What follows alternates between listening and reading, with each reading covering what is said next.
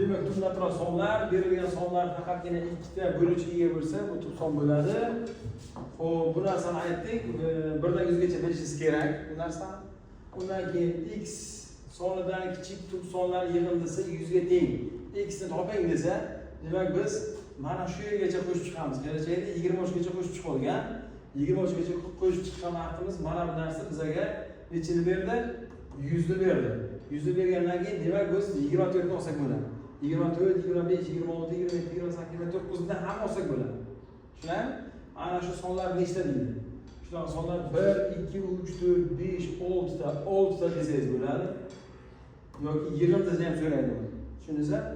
Har xil savollardan keladi.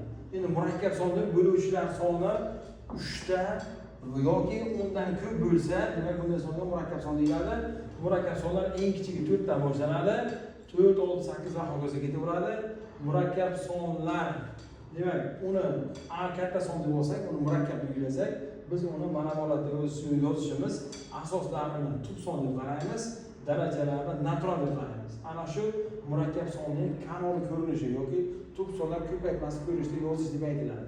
Endi bu bilan keladigan savollar natural bo'lishlar soni bilan ko'p keladi. Eslab qolgansizlar, natural bo'lishlar yig'indisidan kelgan savollar ham ko'p keladi. Uni ham eslab qolgansizlar.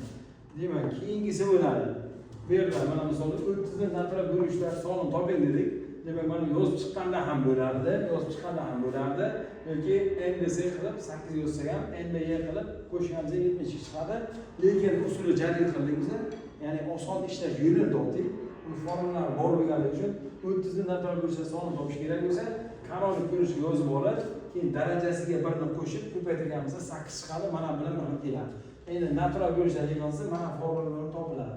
Demak, siz bu formula esingizga kelmasa, oldigina yozib chiqib qo'ysangiz ham shuni ma'nosini beradi. Tushundingizmi? Shunday bo'ladi. Demak, endi biz keyingisiga o'tdik. Keyingisi nima dedik? 560 sonini tub bo'lishlar yig'indisi toping dedik. Tub bo'lishlar yig'indisi degani faqat asoslarini o'zi olinadi. Mana tub bo'lmagan bo'lishlar sonini so'ragan bo'lsa, qanday qilamiz? Tub bo'lmagan bo'lishlar sonini topish kerak bo'lsa, n bezini topib olamiz, 20 ta chiqadi. Tub bo'lmagan deganlik uchun nima qilamiz? Tub bo'lmagan deganlik uchun qanday qilamiz Feruza?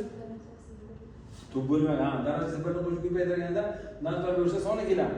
Tub bo'lmagan desak-chi? Tub bo'lmagan, demak bu murakkab bo'lish kerak va yana birni ham olishimiz kerak. 20 dan topgandan keyin mana bu 3 tani ayirib tashlaymiz. Mana 3 tani ayirib tashlaymiz. 3 tani ayirib tashlaymiz. Ayirib tashlaganimizda bizga 12 ga javob chiqadi. Endi murakkab bo'luvchilar